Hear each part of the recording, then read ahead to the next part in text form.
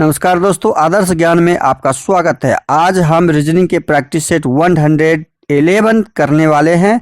इसमें रीजनिंग के 20 इंपॉर्टेंट प्रश्न हैं। यदि आप एसएससी, रेलवे या किसी भी स्टेट एग्जाम की तैयारी कर रहे हैं तो ये प्रैक्टिस सेट आपके लिए काफ़ी इंपॉर्टेंट है, क्योंकि इस प्रैक्टिस सेट में जो भी प्रश्न दिए गए हैं उसी टाइप के प्रश्न आपके एग्जाम में पूछे जाएंगे। चलिए शुरू करते हैं। प्रश्न संख्या एक करने से पहले आपसे रिक्वेस्ट है, वीडियो शुरू से अंत तक जरूर देखिए। वीडियो अच्छा लगे तो लाइक और कमेंट कर दीजिए।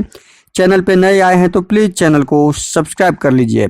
बेल आइकन कॉल सेट पे जरूर डाल दीजिए और दोस्तों को अधिक से अधिक शेयर कर दीजिए। अब आते हैं क्वेश्चन नंबर 1।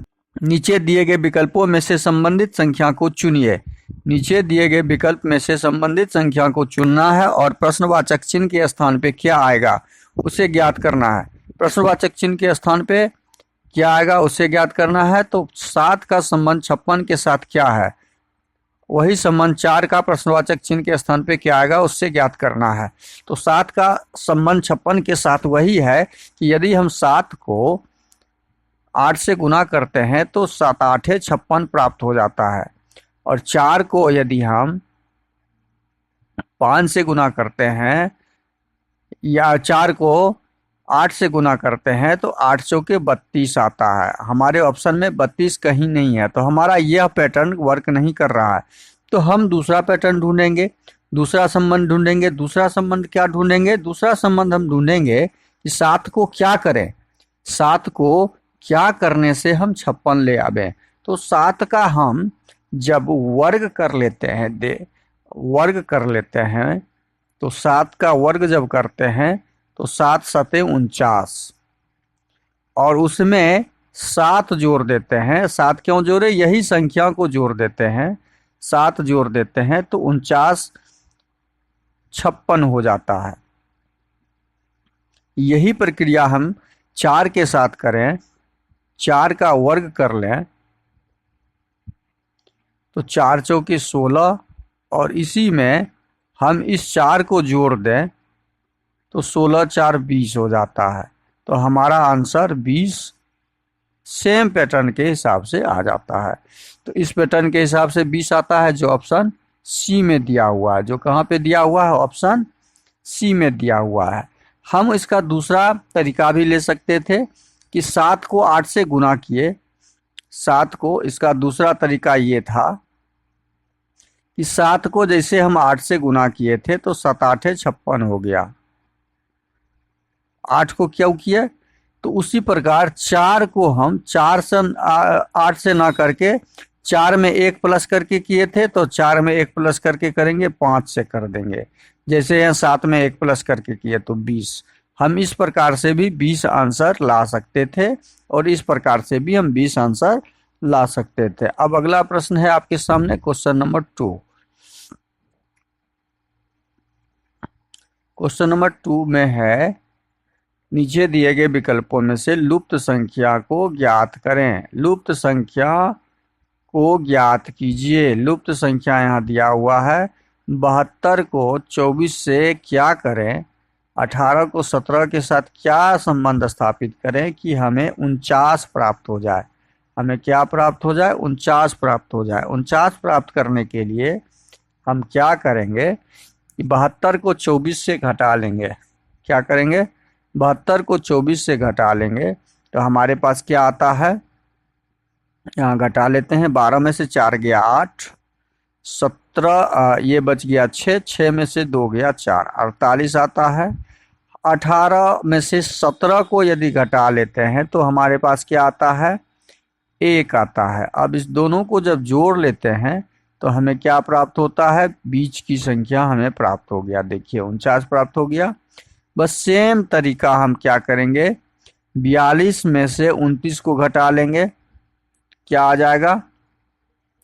12 में से 9 गया 3, 3 में से 2 गया 1, 13। 36 में से 31 को घटा लेंगे। 36 में से 31 को घटाएंगे, 6 में से 1 गया 5, और दोनों को जोड़ देंगे। 13 5 18। हमारा प्रश्नवाचक चिन्ह के स्थान पे क्या आ जाएगा? 18 आ जाएगा। और 18 हमारा ऑप्शन ए में कहाँ दिया हुआ है? ऑप्शन ए में। तो क्वेश्चन नंबर 2 का सही आंसर, सही जवाब हो जाएगा ऑप्शन ए। अगला प्रश्न है, क्वेश्चन नंबर 3। क्वेश्चन नंबर 3 है आपके सामने, श्रृंखला को पूरा करना है और प्रश्नवाचक चिन्ह के स्थान पे क्या आएगा उसे ज्ञात करना है। अब श्रृंखला को पूरा करने के लिए 17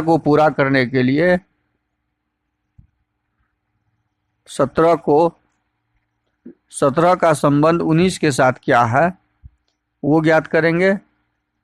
17 का 19 के साथ ज्ञात करेंगे और 19 का 22 के साथ ज्ञात करेंगे। संबंध क्या है? 22 का 27 के साथ, 27 का 34 के साथ, 34 का उस प्रश्नवाचक चिन्ह के साथ। ये एसएससी, सीजीएल, सीएचएसएल और जीडी में पूछा हुआ प्रश्न है। 17 का संबंध हम ज्ञात, 17 में कितना जोड़ने से हमें 19 प्राप्त हो रहा है? 17 में 2 जोड़ देते हैं तो 19 प्राप्त हो रहा है। 19 में कितना? 19 में 3 जोड़ते हैं तो 22 प्राप्त हो रहा है। 22 में 5 जोड़ देते हैं तो 27, 27 में 7 जोड़ देते हैं तो 34। चूंकि ये जोड़ का जो भी संख्या है, ये सारी संख्याएं क्या है? ये जितनी भी संख्याएं हैं ये सारी संख्याएं अभाज्य संख्याएं हैं। क्या है? तो हम अगली संख्या अभाज्य लेंगे, ना कि विषम संख्या लेंगे, क्योंकि 2 भी अभाज्य संख्या है। तो हम गलती नहीं करते हुए हम अगली संख्या क्या करेंगे? एग्जाम में आप 9 प्लस करके आ जाएंगे, लेकिन हमें यहाँ 11 प्लस करना है। और 11 जब हम जोड़ेंगे तो 4 1 5 हो जाएगा, 3 1 4, 45 हमारा आंसर आ जाएगा। 45 जो ऑप्शन बी में है, और यदि हम 9 जोड़ते तो 43 में आंसर लगा के आ जाते। तो इस प्रकार से हमारा सही आंसर क्या हो जाएगा? ऑप्शन बी हो जाएगा। अगला प्रश्न है क्वेश्चन नंबर 4। यदि एक्शन का कोड 432 है, मूवी का कोड 250 है, तो लेड का कोड क्या होगा? अब एक्शन में हम देखते हैं कि चूंकि एक्शन 5 3 3 6 अक्षरों की संख्या, अक्षरों का शब्द है और उसका कोड 432 दिया है, तो हम इसको क्या करेंगे? इस 6 को हम देखते हैं कि स्क्वायर करते हैं तो 36। हमें 432 लाना है और 432 जो है किसका दुगुना है? 432 का यदि आधा करते हैं तो 216, ठीक है। 6 का हम क्यूब करते हैं तो कितना हो जा रहा है? 6 36 छके 216, और 216 का जब हम 2 से गुना कर देते हैं तो 432। हमारा एक्शन का कोड क्या आ गया? 432 आ गया, 432 आ गया। इसी प्रकार मूवी के लिए हम क्या करेंगे? मूवी के लिए मूवी को काउंट करेंगे 1 2 3 4 5। मूवी में कितना? 5 अक्षर हैं, तो 5 का क्यूब जब करेंगे हम तो 25 25 25 25 25 125, और उसको 2 से गुना करेंगे तो 250। देखिए हमारा का 250 आ गया। बस सेम तरीका से हम लेड का ज्ञात कर लेंगे कि लेड में 1 2 3 अक्षर, लेड में कितना अक्षर? 3 अक्षर। 3 का क्यूब कर लेते हैं, 3 तिये 9 तिये 27, और 27 को 2 से गुना कर देंगे तो 54, 7 दूनी 14, 2 दूनी 4 1 5, 54। जो हमारा ऑप्शन बी में दिया हुआ है, तो हमारा आंसर क्या हो जाएगा? ऑप्शन बी हो जाएगा, 54 आंसर आ जाएगा। अगला प्रश्न है क्वेश्चन नंबर 4, क्वेश्चन नंबर 5। अगला प्रश्न क्वेश्चन नंबर 5 आपके सामने है। निम्नलिखित विकल्पों में से असंगत शब्द का चयन कीजिए। जो एसएससी सीजीएसएल 2023 में पूछा हुआ प्रश्न है। देखिए इसमें कितना आसानी से इसको हम निकाल सकते हैं। केला, सेब और अंगूर, फूल गोभी, ये चारों खाने योग्य चीज है। लेकिन केला, सेब और अंगूर ये क्या है? ये फल हैं। ये क्या है? ये फल हैं। और ये हमारे फूल गोभी क्या है? सब्जी का नाम है। फूल गोभी सब्जी का नाम है। तो हमारा इसमें भिन्न कौन सा हो गया? ऑप्शन डी हो जाएगा। तो हमारा आंसर ऑप्शन डी हो जाएगा। अगला प्रश्न है क्वेश्चन नंबर 5। क्वेश्चन नंबर 5 हमारा है क्वेश्चन नंबर 6। निम्नलिखित आरेख का चयन करें जो कि दिए गए वर्गों के बीच संबंध दर्शाता है।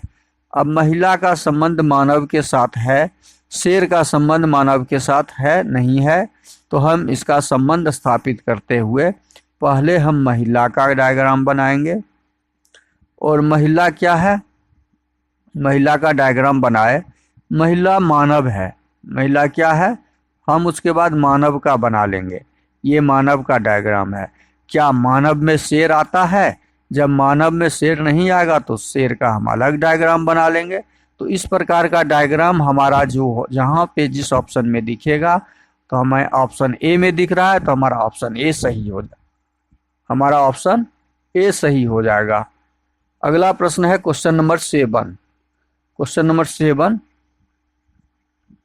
क्वेश्चन नंबर 7 क्या है कि अक्षर श्रृंखला श्रेणी को ज्ञात कीजिए। अक्षर श्रृंखला श्रेणी को ज्ञात कीजिए। अक्षर श्रृंखला श्रेणी में हम प्रश्नवाचक चिन्ह के स्थान पे क्या आएगा उसे ज्ञात करेंगे। प्रश्नवाचक चिन्ह के स्थान पे जो आएगा उसे ज्ञात करने के लिए हम सबों में संबंध स्थापित करेंगे। ए के बाद ई आया तो ए 1 नंबर पे होता है, ई 5 नंबर पे होता है, जे 10 नंबर पे होता है, डब्लू 23 नंबर पे होता है। हमने सबका नंबर डाला तो 1 में 4 जोड़ दिए हम तो 5 हो गया। 5 से हमको 10 पे आना था तो 5 में 5 जोड़ दिए तो 10 हो गया। 5 में 5 जोड़ दिए तो 10 हो गया। 10 में अब देखिए यहाँ पे हम 1 बढ़ते जा रहे हैं। 4 1 में 4 जोड़े तो 5, 5 में 5 जोड़े तो 10, 10 में 6 जोड़ेंगे तो 16 और 16 में 7 जोड़ेंगे। यहाँ पे यदि वही पैटर्न लेके आवे तो हम 7 जोड़ेंगे तो 16 मान लीजिए, 16 में 7 जोड़ते हैं तो 16 36, 16 7 23। तो इसका मतलब है यहाँ पे 10 में हम 6 जोड़ेंगे तो 16 आएगा और 16 हमारा क्या होता है, 16 के स्थान पे पी आता है। तो हमारा आंसर क्या हो जाएगा, पी, जो ऑप्शन डी में दिया हुआ है। तो ऑप्शन डी हमारा सही हो जाएगा। अगला प्रश्न है क्वेश्चन नंबर 8। क्वेश्चन नंबर 8 में दिया हुआ है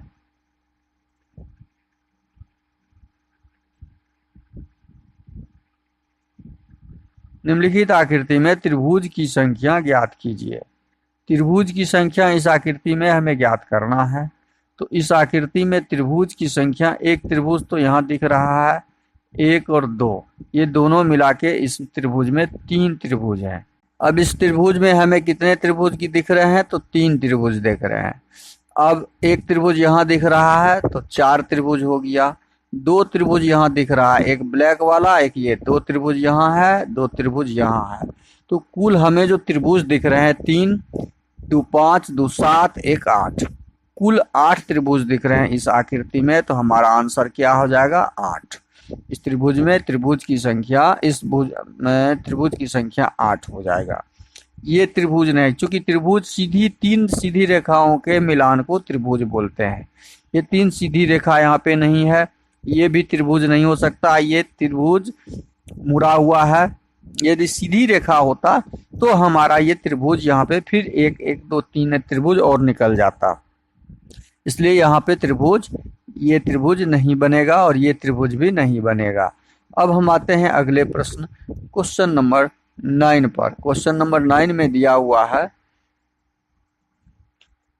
नीचे दिए गए विकल्पों में से संबंधित शब्द को चुनिए और प्रश्नवाचक चिन्ह के स्थान पे क्या आएगा उसे ज्ञात कीजिए। रिक्त का संबंध खाली के साथ जो है वही संबंध दीर्घाकार का प्रश्नवाचक चिन्ह के स्थान पे। रिक्त का मतलब ही होता है खाली जगह, रिक्त का मतलब खाली जगह होता है। तो दीर्घाकार का मतलब होगा बड़ा जगह, पर्याप्त नहीं, छोटा जगह नहीं, प्रचुर मात्रा नहीं, विशाल जगह वही बड़ा जगह। तो इस प्रश्न का सही आंसर हमारा ऑप्शन डी हो जाएगा। देखिए यह एसएससी सीजीएल 2023 में पूछा हुआ प्रश्न है। अगला प्रश्न है क्वेश्चन नंबर 10। क्वेश्चन नंबर 10 में देखते हैं, श्रृंखला में रिक्त पदों पर क्रमिक रूप से रखा जाता है उसका चयन करें। अब देखिए श्रृंखला को पूरा करना है, एसएससी सीजीएल मेंस में पूछा हुआ प्रश्न है।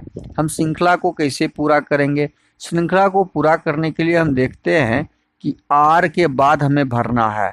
तो आर के बाद यहाँ पे क्या दिया हुआ है, ए दिया हुआ है, तो हम आर के बाद यहाँ ए डाल देंगे। ए के बाद वाई दिया हुआ है तो हम यहाँ पे वाई डाल देंगे। अब हम आर से पहले देखेंगे क्या डाला हुआ है, तो आर से पहले यहाँ पे पी है, तो हम यहाँ P रख देंगे। Y के बाद क्या है यहाँ पे, तो Y के बाद यहाँ पर Z है। तो हम श्रृंखला को पूरा किए, 3 2 5 अक्षर से हमारा श्रृंखला पूरा हो रहा है। ये 3 ग्रुप में बटेगा श्रृंखला। अब हमारा P के बाद R हो जाएगा यहाँ पे, R के बाद A डाला हुआ है, A के बाद Y डाला हुआ है। तो हमने क्या भरा, A Z P Y R Y। अब ये हमने जो डाला यह कहाँ पर दिख रहा है, किस ऑप्शन में दिख रहा है, तो यह ऑप्शन ए में दिख रहा है। AZPYRY ऑप्शन हमारा ए सही हो जाएगा। अगला प्रश्न है क्वेश्चन नंबर 11। निम्नलिखित पासे में लाल के विपरीत फलक पर कौन सा कलर होगा। देखिए, इस प्रकार के पासे हमेशा सामान्य पासे होते हैं, ये हमें ध्यान रखिए। जब सामान्य पासा हो तो हम कॉमन अक्षर, कॉमन शब्द या कॉमन लेटर ज्ञात करते हैं। कॉमन शब्द ज्ञात करना है। कॉमन 2 पासा दिया हुआ है, पासा 1 पासा 2 में कॉमन हमें हरा यहाँ पे दिख रहा है, यहाँ भी हरा दिख रहा है। तो हरा के विपरीत हरा कॉमन हमने ढूंढ लिया, पासा 1 पासा 2। अब हम देखते हैं क्लॉकवाइज चलेंगे। हरा का क्लॉकवाइज लाल हो जाएगा, यहाँ पे लाल पासा 1 में, और पासा 2 में हरा का क्लॉकवाइज गुलाबी हो जाएगा, गुलाबी। अब यहाँ पे जब हम ये डालते हैं और हमें ज्ञात करना है लाल के विपरीत ही, तो हमें लाल के विपरीत तो मिल गया। लाल के विपरीत क्या है, गुलाबी।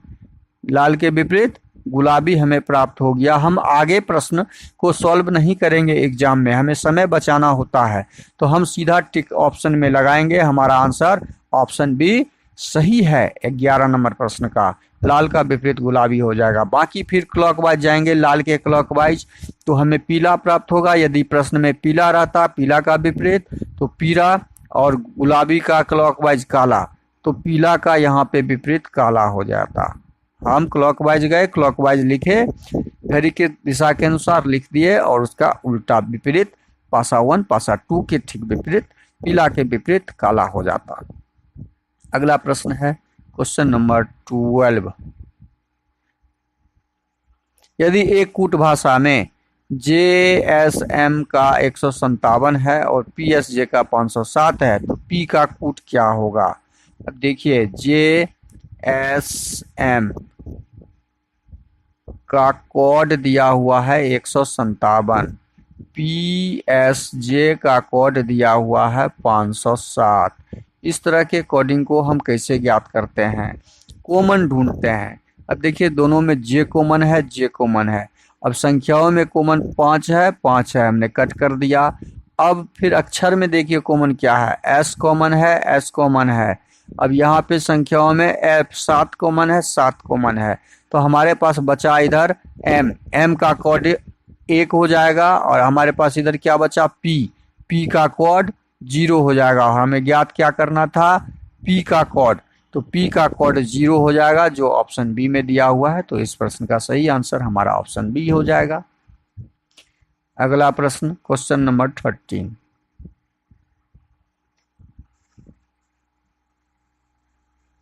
दिए गए संयोजक का सही दर्पण छवि का चयन कीजिए। देखिए, दर्पण दिया हुआ है, दर्पण के अंदर, दर्पण में कौन सा चित्र, किस तरह का चित्र बनेगा।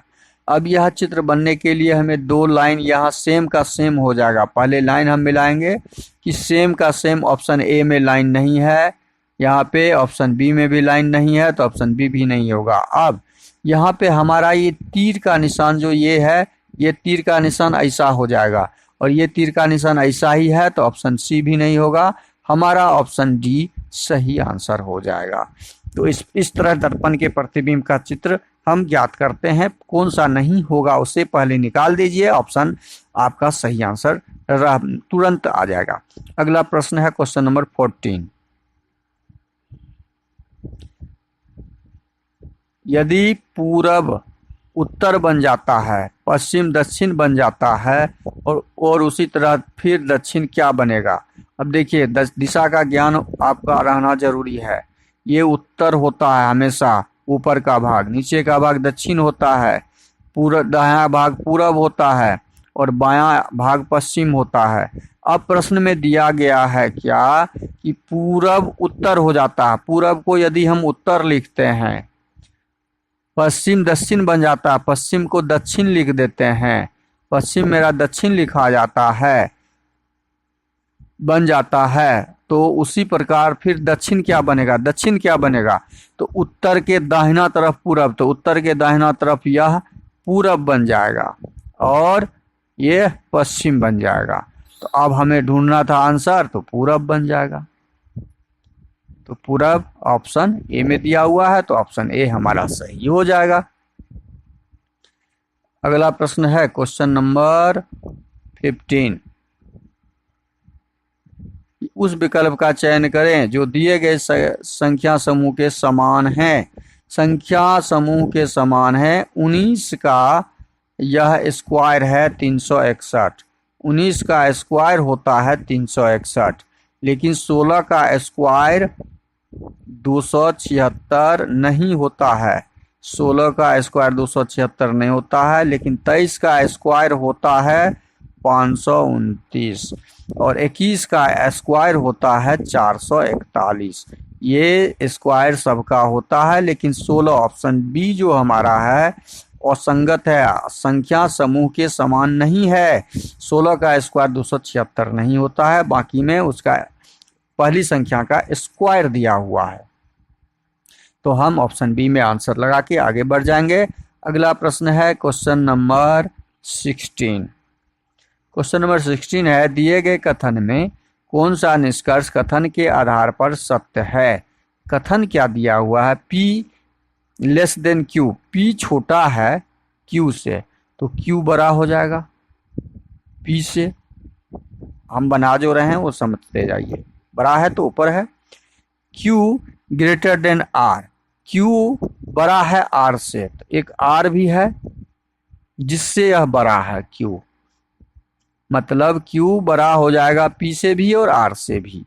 अब R बराबर है S के, R बराबर है S के, सामने सामने रख दिया, R बराबर है S के, और S छोटा है M से, S छोटा है M से, तो M ऊपर हो जाएगा, S नीचे हो जाएगा, और M बड़ा है N से, M बड़ा है N से, तो एक N भी हो जाएगा, N भी हमने डाल दिया।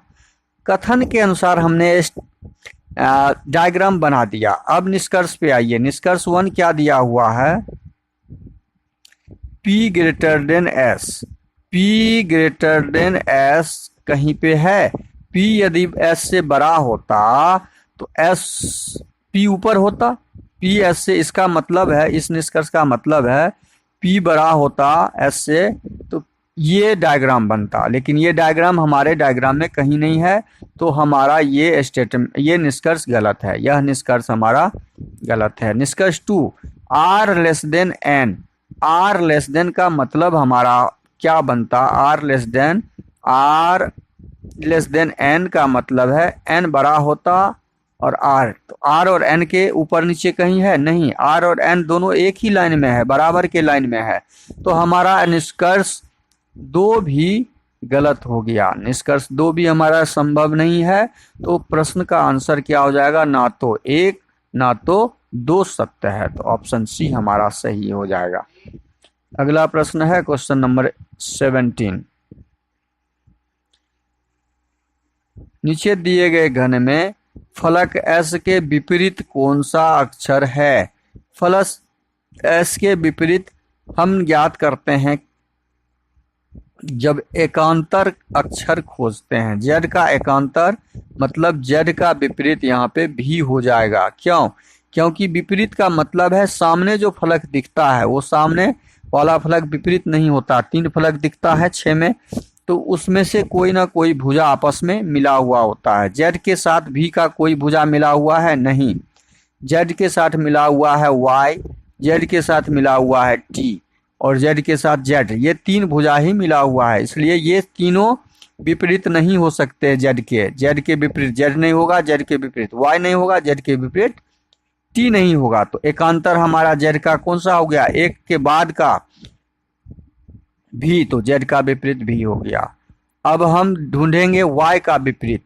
तो y का विपरीत हमारा u हो जाएगा, क्योंकि y का विपरीत u इसलिए होगा कि y भी को छोड़ के u बन रहा है, तो y का विपरीत u हो जाएगा। और t का विपरीत हमारा s हो जाएगा, t का विपरीत s हो जाएगा। और हमें ज्ञात करना था s के विपरीत, तो s के विपरीत हमारा आंसर t हो जाएगा, जो ऑप्शन बी में दिया हुआ है। क्या हो जाएगा सही हमारा? ऑप्शन बी सही हो जाएगा। अगला प्रश्न है क्वेश्चन नंबर 18। कितनी संख्या त्रिभुज और आयत के अंदर है लेकिन वृत्ताकार के अंदर नहीं है? वृत्ताकार के अंदर जो नहीं है उस कब को कट कर देंगे। ये वृत्त के अंदर वाला हमें नहीं ज्ञात करना है। अब हमें ज्ञात करना है त्रिभुज और आयत के अंदर। ये त्रिभुज के अंदर है, त्रिभुज और आयत के अंदर। ये त्रिभुज वाला भी हमें नहीं चाहिए, ये त्रिभुज वाला भी नहीं चाहिए, आयत वाला भी नहीं चाहिए। त्रिभुज और आयत ये दोनों एरिया यहाँ पे दिया हुआ है। इस दोनों एरिया के अंदर हमारा 11 है, तो 11 हमारा सही आंसर ऑप्शन बी हो जाएगा। ऑप्शन बी सही हो जाएगा। अगला प्रश्न है क्वेश्चन नंबर 19। निम्नलिखित आकृति में वर्गों की संख्या कितनी है? वर्गों की संख्या ज्ञात करने के लिए उसके रो और कॉलम ज्ञात करते हैं। रो कॉलम को गुना कर देते हैं।